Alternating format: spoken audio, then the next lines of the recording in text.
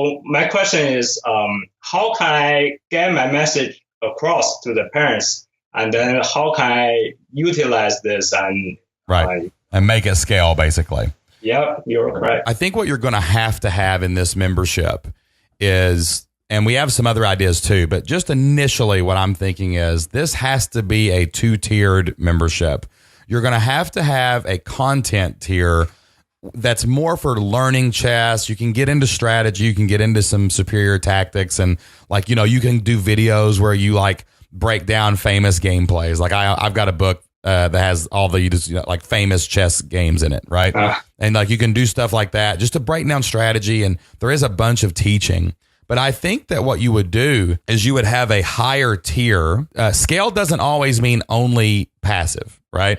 Like, I think you could charge a much higher tier where you could charge people for quote unquote class time with the master, which is you, right? And what you would do is you would have like maybe 10 kids log in and like a almost like a webinar format, where maybe like each month you played one of the students, and you're doing what we're doing here. You know, we are basically scaling this coaching call, even though we're only talking to you right now. Thousands and thousands and thousands of people are going to hear this, right? So I wonder if you couldn't have like multiple tiers in your membership from the beginning. All your content's available at the lower tier, but then you have a higher tier where you just say, hey, from 8 o'clock to 10 o'clock twice a week, I have chess class, where all these kids and parents and everybody and whoever wants to take it can come watch the class. You actually play your real students. That way everyone's paying this membership to get access to this, but you're only working 2 hours a week doing a chess match. But it can also be your content. It's just like what we do here with the podcast. You can talk to the people, you can play them, tell them what they should have done instead, and then you make that content available for people maybe on YouTube or somewhere like that. And the benefit of being a member is that you get to actually play and have your game critiqued. Or another membership thing you could do, a lot of radio shows do this. They will, like, let's say there's a 3-hour radio show, they'll release part of it, like 45 minutes.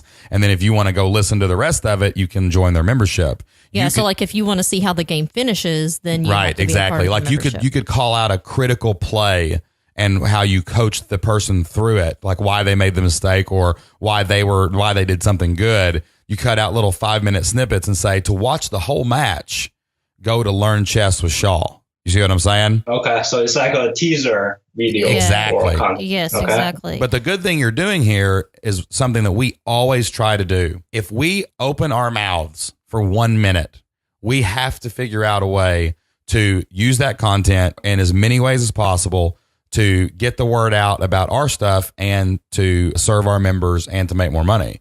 So this way, people will pay you to do these matches, and then you can use the same matches to get more members in the future and to market your program. And you just have to commit a couple hours a week to it. Okay. Yeah, makes sense. It's basically how can I utilize both, my live events together with the online aspect. Yeah. And I think you just got exactly to the point of 2 different tiers. Yes. Exactly. And then putting those things together. Yep. Yeah. Okay. And, I'm kind of wondering, I know this is going to maybe kind of different from what we've talked about. We don't want to complicate before. the waters, but this is a good point she's about to make. Yeah. So, okay. Your audience is from age 6 to, did you say 12 or 10? I forget what you said. I can go up to 12. Right now, it's just more popular for elementary school. Okay, right. kids. Okay. So my child right now is 8, which means he would theoretically fall into your age range. Okay. My child he can use a computer, but like I can't really see him logging into websites and like using a forum community. But what I think would be beautiful for you right now would be an app for kids. Yeah. So they could log onto the app, use the app. My children, both of them, age 8 and almost 6, they are very good at using apps and know exactly what to do.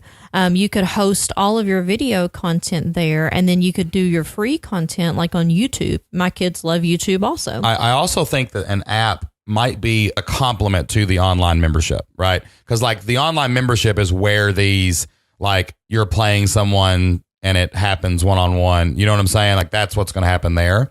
But like there's apps like Chess with Friends where you play asynchronously, right? You know, me and my brother, we play like Words with Friends and Chess with Friends, and we go, you know, I make my move and it sends it to him and then he makes his. It's kind of like chess by email, you know? But you could probably have something like that very easily in this day and age created for yourself, where even that higher tier where, you know, you get like 50 people and they pay X dollars a month and it's got to be a good price that's worth it. But you could just go back and forth and play chess with people. You can play the games and then talk about the games in your forums. You see what I'm saying? This is a perfect thing for that because the technology exists. It's already there and people pay for access. Why do people pay us? To help them make their online business. Why do they pay you? Because you're a master and they want you to play chess with you, you know? So An app might be something we can go down the route of, and we know people that do this. So like I can kind of guide you on where to go to figure this out. But that might be something we put together on the back end as a value add to say, I mean, why would you not pay $50 a month to be able to play chess with a master? You know? I got you. So apps is like an even higher tier than the two basic one we started with. Yes. Basically, look at it like this. The bottom tier is as passive as possible. Usually what we say is that's content in a forum. Okay. Then the next tier is where access starts. That's where, like, for example, like people who join annually get bumped to the front of the list on being on the podcast. So we reward people who commit for longer and pay more. That's just the way business works. That's where people get to play you and you get to do those group calls and, you know, stuff like that. Like people at the lower tier don't get to watch that live, right? Okay. Yeah. So that might be maybe the lowest tier is $25 a month. And then the middle tier is like $50 a month.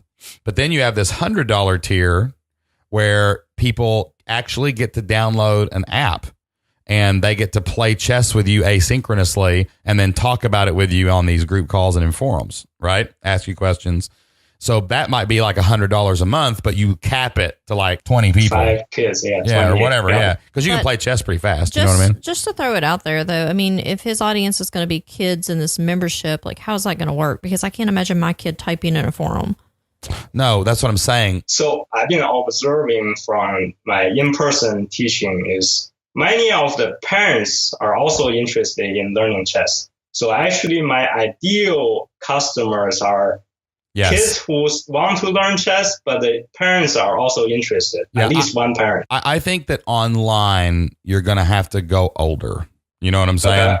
I think the main thing that you're looking for online is this video content. I'm a big nerd. I play all kinds of games. So so I play chess. I play Magic the Gathering and all these crazy card games like Pokemon with my kids and, you know, stuff like that. But every time I ever go to these things, like here's what always happens. Let's say I'm at a chess tournament. There's 20 chess games going on.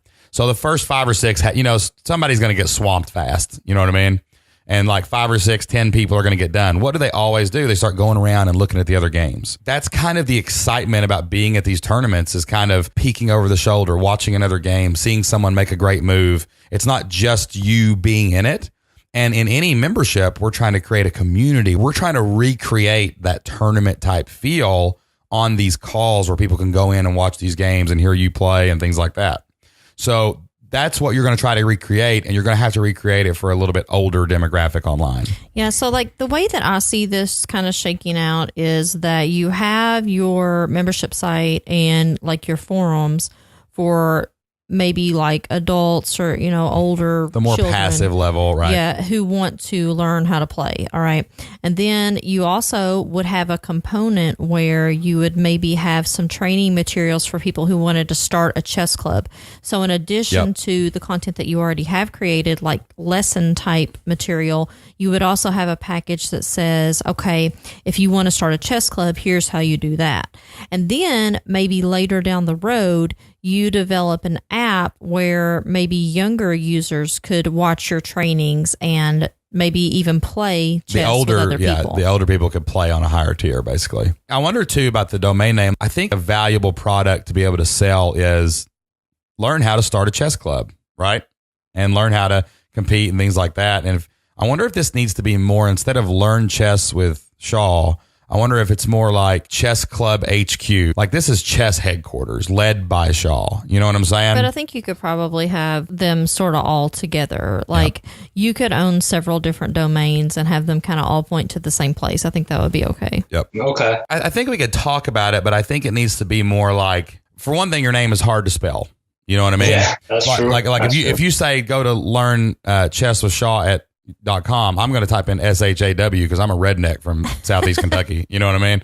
Like I'm not going to know how to spell that. So like I think we need to make this more like this is the place to be if you're playing chess. Like if you're starting a chess club, if you're learning chess, if you want to take chess to the next level and become a tournament winner, not just a tournament player, this is where it kind of needs to be at. So like learn chess online. I mean, that might already be taken, but just something like that. Yeah, learn chess sounds to me like I'm just learning how the pieces move. And that's really not what you're doing. You know what I mean? Yeah. Like that's a part of what you're doing, but it's not the only thing you're doing. Yeah, it's really about getting a new player to ready to play in tournaments and then get to a certain rating level.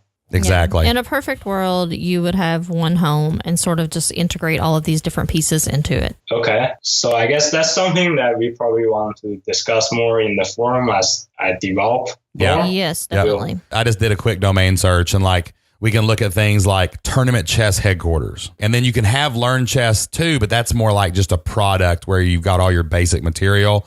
And, you know, this is going to be a weird membership too, because there's going to be a lot of evergreen content. But I mean, all you need is like 100 people paying you $100 a month, man, and you got 10 grand, Right. you know? Yeah. And there's 100 chess players that want to take their chess to the next level. So that's the people we've got to find. You just listened to an excerpt from this week's Flip Lifestyle podcast. To listen to the full podcast, complete with the show notes, photos, and links mentioned in the show, click the link on the description below.